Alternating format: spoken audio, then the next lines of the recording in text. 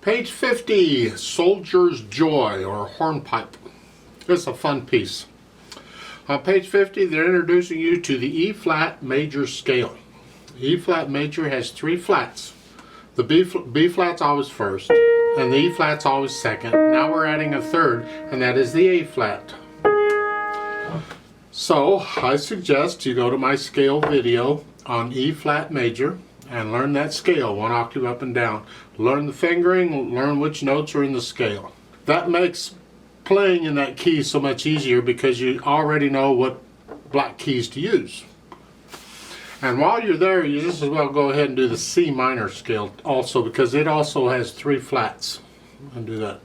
Actually, by the time you get to this level, you probably need to start doing all the major and minor scales. Just go around circle of fifths like I present in the videos. You start with C major and you add a sharp till you get all the way up, and then you subtract flats. It just makes a circle. You get them all, major and minor. Just do a key signature. However, you need to be doing the key signature of the piece or pieces you're working on too. The idea with scales is you don't just learn them once and go on. You do them over and over and over and over and over. What, 40 years or more since I was in college, and I'm still doing the scales and arpeggios. Just over and over and over and over and over. Keeps them under your fingers so that when you're playing in pieces in those keys, you know which notes to use. Now, Soldier's Joy. This thing is in cut time or 2/2 time, but when I learn something in cut time, I put it in 4/4 time first. So I'm going to talk about this as though it's in 4/4 time and a quarter note gets a count. Because in cut time, a quarter note would get half a count, and these eighth notes would be 1-eanda, 2-eanda, 1-eanda, 2-eanda. Blech. So I'm just going to go 1, 2, 3, 4, and that way the eighth notes are 1 and 2 and 3 and 4 and. Then after I get it learned, I'll put it back in cut time. I don't really feel I need to be pointing the notes out to you, but I do have some fingering suggestions here. And they're only suggestions. You can use the fingering on the book, but I just don't care for that fingering. There's different styles of fingering. I'll give you other things to think about. For instance, right at the beginning, they want you here.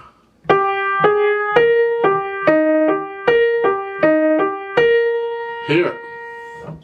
I prefer to start on second finger and go here. I mean, I end up in the same place, I just don't go here. Here, I'm here. Fourth finger instead of third. Either one's fine. But in the second full measure, you need third finger on that E flat to get up here. Because that's a stretch. So third finger. And I would recommend also on those two E flats, this is the second full measure there. You're here, use fourth finger on the second one, and then 5. This moves. And it helps, well, again, there are different fingering styles, but I like to use different fingering, especially on repeated notes on quick things. So it's a 3, 5, 4, and then a 5 on the here. Because of the staccatos and all, we can do this. So it's 3, 5, 4, 5. And here, you could keep third finger on the B flat if you want, or fourth finger. But this is the last measure on page 50. They want you to use thumb again. Here. No. I suggest you go ahead and use second finger, just like I suggested at the beginning, second finger here, so it's here, and use the same fingering again. But now, page 51, second measure, second, for the second E flat, 3, 5, 2. This way you're in position to go on.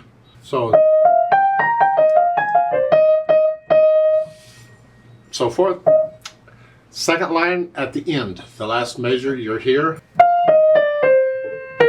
They want third finger. I suggest use fourth finger, it's closer. I know there's a rest and you can move, but this is a fast piece. So we don't want any more movement, we have to. So it's 4 and 1. Then you can do 1. So that measure is 4 here. Third line down at the end, last measure. You're here.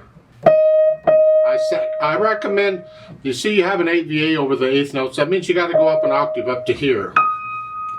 Well, in order to prepare for that, I recommend you use the thumb on that last E flat before you go up. That gets your hand closer to where you want to go.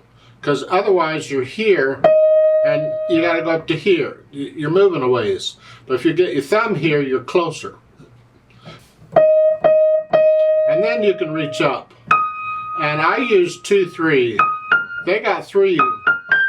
I use 2-3 because on the next measure there, this fourth line down, first measure, I can do a 4-2, and I'm back to their fingering.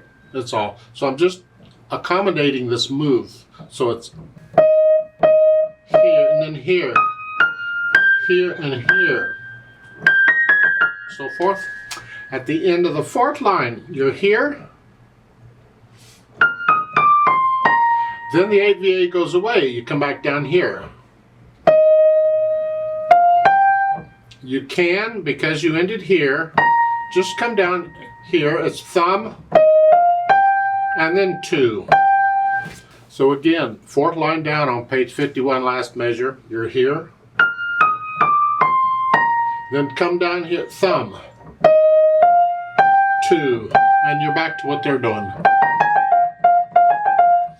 The end of the page there, last measure. You're here. I recommend a 5th finger on the last E flat, because at this point, because of the DC Alfini, you're going to go back to the beginning over here, and you're here. If you would put a 5th finger on that, your thumb's right there ready to go. Or 2nd finger. I use 2nd finger, so it's here. Now, if you want, I can do a 2, 3, 5.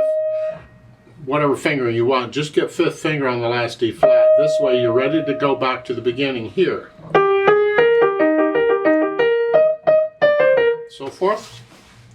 Left hand straightforward, just got a lot of broken chords. Here, 3rd finger here, because you're in this position really. Last measure on page 50 is here. Page 51, first line, last 2 measures, broken octaves. Here, it's an E flat, B flat, E flat. On the black keys. Then in the 2nd line, on page 51, it's treble clef. Now you're up here. B flats, bass clef. 3rd line, treble clef. Isn't this fun? Broken octaves. And I feel the octave, and then feel this interval, it's a 5th, and then reach out to the octave, and then this is just a 4th, scrunch up a little more. Use thumb though. So you feel these intervals that will help eventually. You have to look down and see what you're doing at first, but eventually you want to be able to do it without looking down. You feel your way around on these things. Put the hands together slowly. So you're here.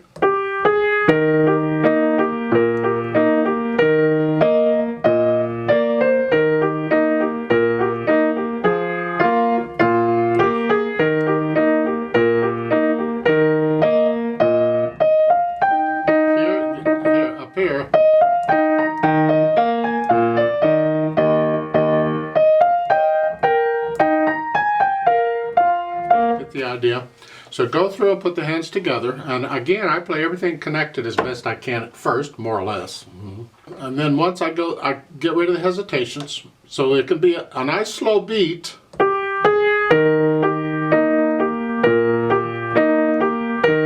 Doesn't matter, but no hesitations. It's got to be a steady beat all the way through.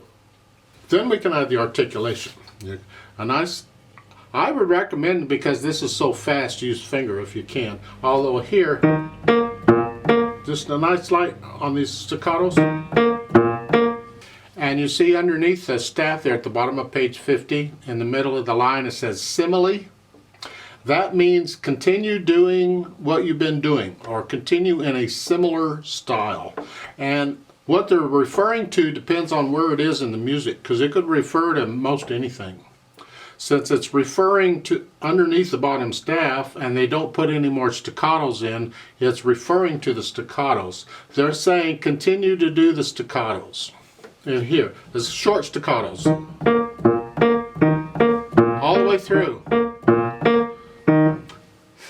At the end of the first line on page 51 on the accents, those can be longer staccatos. Here, to match what the right hand is doing there, but then they give you staccatos again. So this left hand is staccato pretty much all the way through. Just a couple measures there on page 51 where you get accents instead of staccatos. The right hand, you can pretty much just connect it. They do give you an occasional staccato, and that's fine. Do that, keep it slow. That's the kicker. Can you do this, connect, and this, disconnect at the same time?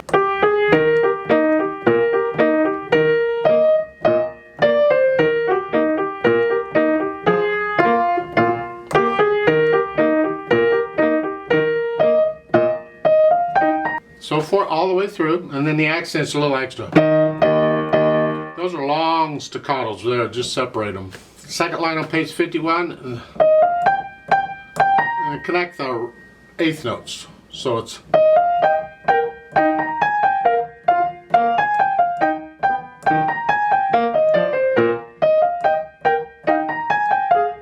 so forth. Okay.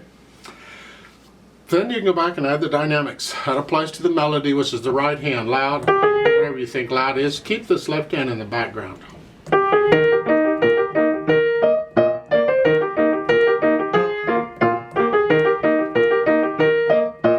Then that makes the accents at the end of the first line on page 51 very loud. Here. Mostly the right hand. Keep the left hand still in the background. And then in the second line, now you're soft. The left hand has to be very soft. So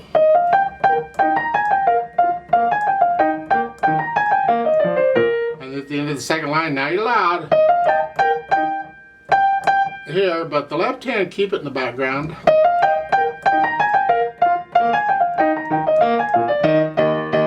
And then you get soft at the end of the third line, you're up here. Be very careful here because it's easy to drown that out. Here. See, that AVA only applies to the top staff. The left hand's not going anywhere. That left hand has to be really soft.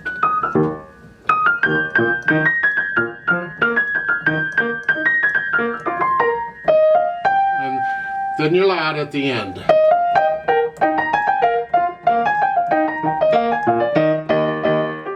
And then you're back to the beginning loud too.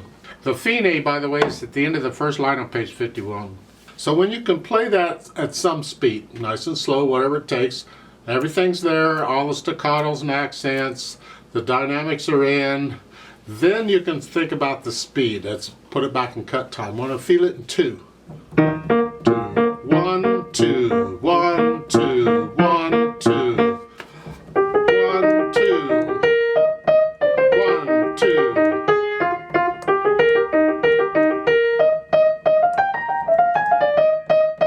Feel it in 2. Doesn't have to be a fast 2. It says allegro, but allegro means fast, but it's the feel of the piece. It's not the beat. So with these eighth notes, it's not going to be as fast as it would be if they were quarter notes. So it's, I think about that speed will do.